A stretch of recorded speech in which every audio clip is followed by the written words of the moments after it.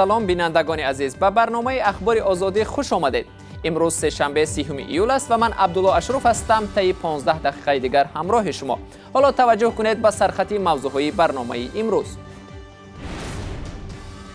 پس از مذمت پرزیدنت، آژانسی مبارزه با کروپسیا میگوید نسبت شهباز رجبزاده تفتیشات نبرده است چون کسی از او شکایت نداشت.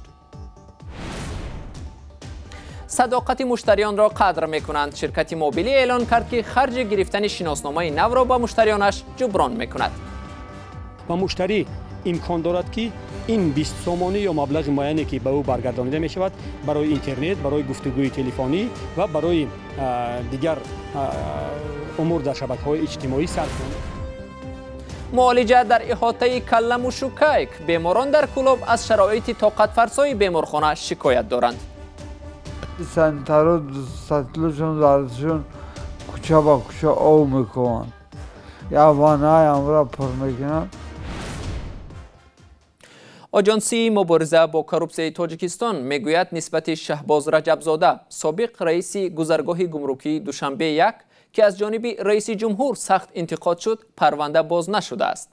سلیمان سلطانزاده، رهبر آژانسی مبارزه با کروپسیا، روز 30 ایول در حضور خبرنگاران در دوشنبه گفت نسبت شهباز رجبزاده یگان عرض و شکایت وارد نشده است. نسبت رجبزاده شوروخ رجبزاده شهبоз дар мақомоти агентии ягон арзи шикоят ворид нашудааст ва нисбати вай дар мақомоти агентии ягон хел тафтишу санҷиш бурда намешавад. چنین پاسخ در مورد شهباز رجبزاده بحث گرمی را میان خبرنگاران و مسئولان آژانسی مبارزه با کروپسیا به وجود آورد. خبرنگاران از جمله پرسیدند که چگونه یک منصبدار در 1 سال و 8 ماه صاحب 3 خانه می شود و آیا این فسادکاری نیست؟ اما سردار آژانسی مبارزه با کروپسیا از پاسخ دادن به این سوال خودداری ورزید. یک شرکت موبیلی در تاجیکستان برای از دست نرفتن مشتریان آنها را برای هر چه زودتر عوض کردن شناسنامه ها تشویق دارد، چون تا انجام مهلت از نو به قیدگیری سیم کارت ها با شناسنامه های پلاستیکی نو روزهای به شمار باقی ماند. نفرانی که تا 15 اوگوست سیم کارت خود را با شناسنامه نو به قید نمیگیرند از علاقه موبیلی محروم خواهند شد. برای جلب بیشتری مشتریان، شرکت موبیلی تیسل اعلان کرده است که خرج گرفتن شناسنامه نو را جبران خواهد کرد. چگونه؟ زرنگزی نوروزشاه شهر می‌دهد. در شب و روز داغ شدن بحثی عوض کردن شناسنامه برای ثبت نام سیم کارت، یکی از شرکت‌های موبیلی می‌خواهد صداقت مشتریانش را قدر کند. شرکت تیسل با ارسال پیامک به مشتریان خبر داده است که 120 سومانی برای شناسنامه نو صرف کردهشان را به آنها برمیگرداند.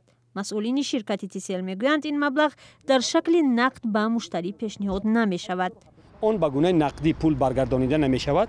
آن هر ماه در طول چند ماه، شاید تا 6 ماه، مثلا به طور مثال هر ماه به گونه 20 سومانی برگردانیده می شود و مشتری امکان دارد که این 20 سومانی یا مبلغ معینی که به او برگردانیده می شود برای اینترنت، برای گفتگوی تلفنی و برای دیگر امور در شبکه‌های اجتماعی صرف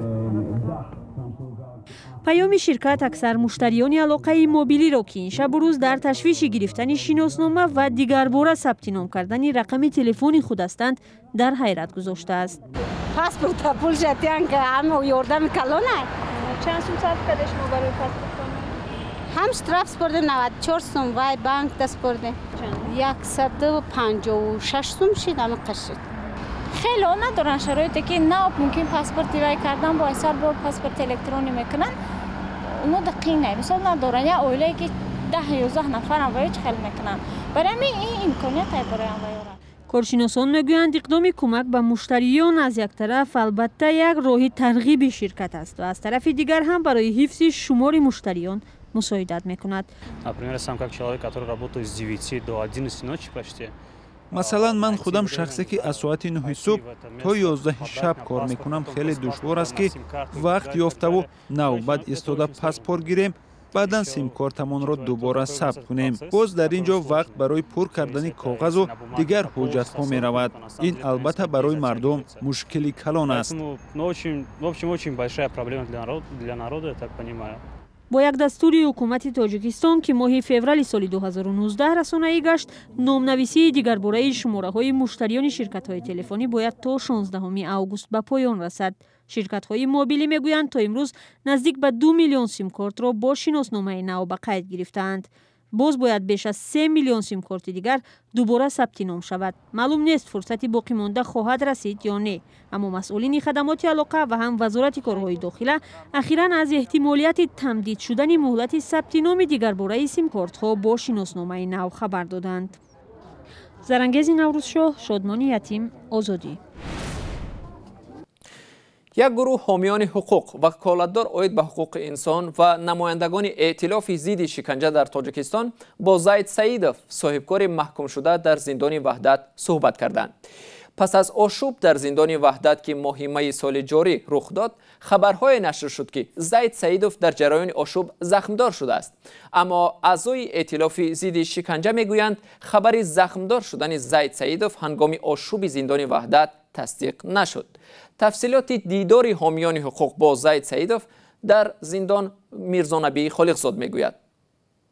حامیان حقوق سازمان ائتلاف ضد شکنجه پس از صحبت با زید سعیدوف، صاحبکار شناخته محکوم شده تاجیک، گفتند که وی هنگام حمله در ماه می در همین زندان وحدت از طرف گروه های تندرو مورد شکنجه و لطوکوب قرار نگرفته است و خود زید در صحبت مفصلی که با این هم نماینده های ائتلاف ضد شکنجه و هم امبودسمن تاجیکستان داشتند گفته است که وی با چنین حالت روبرو نشده است. زید سعیدوف در صحبت مفصلی که 3 روز قبل با این حامیان حقوق داشت گفته است که در وقتی که آگاه می شود که در زندان آشوب برمیخیزد و به گوشه دیگر می رود و هنگام رفتن به رخت خوابش از پا می افتد و زخم سبک می بردارد.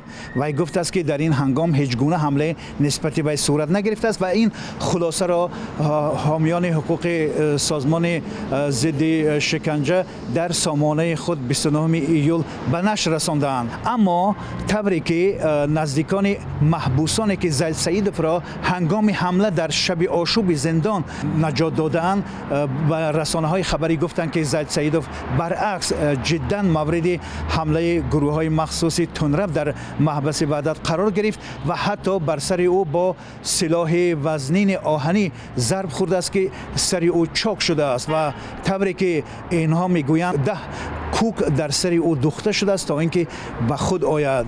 ولی زید سعیدوف گفته است که رسما با نمایندگان حامیان حقوق که به او چنین حادثه رخ نداده است. بیماران قند در شهر کولاب میگویند شفاخانه منطقوی برای طبابت و معالجه شرایط ندارد.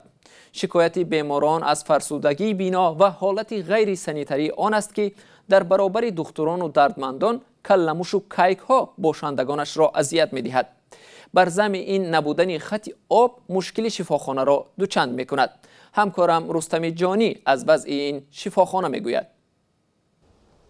این بینا را 45 سال پیش ساختن. حالا مرکز اندوکرینولوژی ولایتی در شهر کولاب اینجاست. هر روزش مثال در تلویزیون در رادیو مثال نشون میبینیم. خب با این دستور در توقعی نمیاده.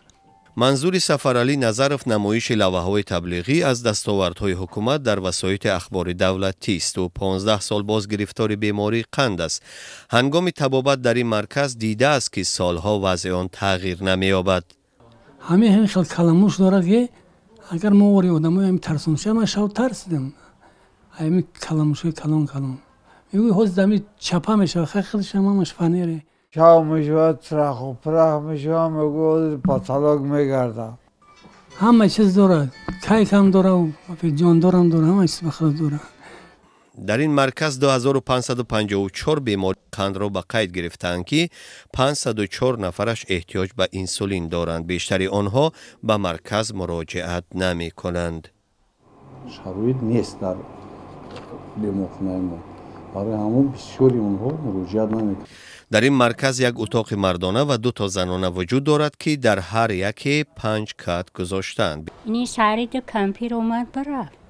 گفت خوب میکنم جو نرسیدیم.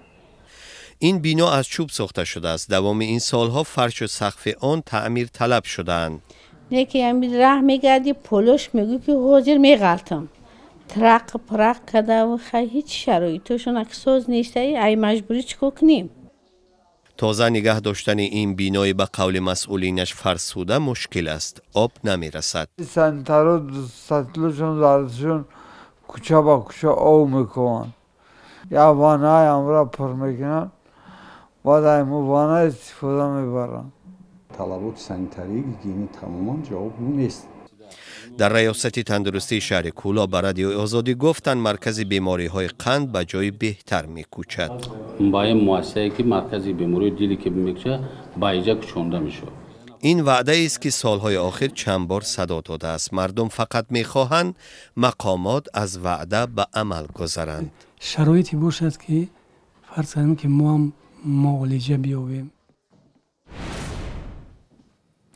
نواری که باعث مجازات بلاگران صحیفه اولاد میدیا شد به قول حقوقشناسان و وکیلان مردمی در چهارچوبه قانون است و مسئولان آن نباید به جوابگری کشیده شوند. دیروز در یک صحبت بلاگران گفتند خود را جنایتکار نمی‌شمارند، اما باور ندارند که کسی از آنها حمایت کرده تواند. زنانگیزی نوروز شاه موضوع را ادامه می‌دهد.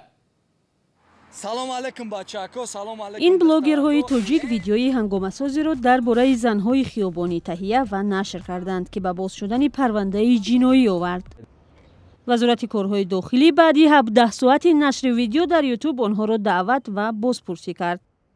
گفتند این 4 جوان معلومات شخصی را غیر قانونی پهن کردند و اعمالشان غیر اخلاقی بوده است. بلاگرها میگویند واقعیت را نقل کردند. در شهر میگشتم همه چیز را میدیدم، ماشین میمدند دخترها کردی گپ زده، یگان ماشین کمبغل که باشه او کد نمیشتن، یگان ماشین بولیمن سریوزنی باشه میرفته همه چیز را یک بار نه چند بار. رستم میگوید هدف از ثبت این نوار تغییر مناسبت با تنفروشان و برای ترک این کار به آنها کمک کردن بود. این ویدیو این نوار کمتر باید ما تأثیری ارائه کنیم آدم‌ها. کمتر هم تأثیری هم کمتر بمانه هم کمتر چه بگم تربیوی شود گفتن. ما همین ویدیو یک دیرم $1 کار نکردیم. گرچه دیگه هزارها آدم‌ها نوشتن که شما برای پول لوبای کار کردن تیار هستید. برخورد مقامات به نوار درباره زنهای خیابانی در شبکه‌های اجتماعی واکنش‌های مختلف به بار آورد. حقوقشناسان هم بین عیب اعلان شده و اعمال جوانان ربطی ندیدند. در همین مواد ما باز یک بار دیگه هم تکرار شود نه نام و نسب پره، نه جای استقامت و نه زندگی اویلگی و در وقتی فعالیتی اگر گویم کاری آنها و وقتی درآمد یافتن آنها کار شده است و این درآمد غیر قانونی است. برخی از وکیلان پارلمان بر این باورند که بلاگرها با این نوار یک مشکل جامعه را نشان دادن می‌خواستند و این حق را هم داشتند. چون دولت دموکراتی است، همه حقوق آزاد ابراز عقیده دارند. زیر ساختارها نیز البته باید این طور حل کنند که ما جامعه را ناآرام نکنیم. با آنکه بلاگرها در عمل خود یگان جنایتی نمی‌بینند، میگویند به هر حکم حاضرند.